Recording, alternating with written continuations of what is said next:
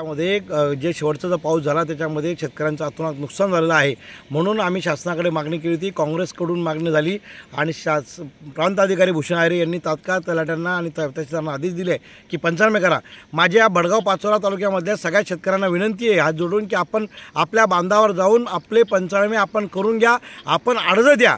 आणि माझे इथले आमदार जे आहेत किशोरप्पा पाटील यांना विनंती आहे की कोरडा दुष्काळ मिळाला नाही, ओला दुष्काळाचे देखील पैसे का हे मंजूर करावे, कारण की ओला दुष्काळाचे पैसे हे जर मिळाले शेतकऱ्यांना तरच हा शेतकरी वाचेल, अन्यथा पाचोरा भडगाव तालुक्यातला हा शेतकरी हा बर्बाद होऊन जाणार आहे।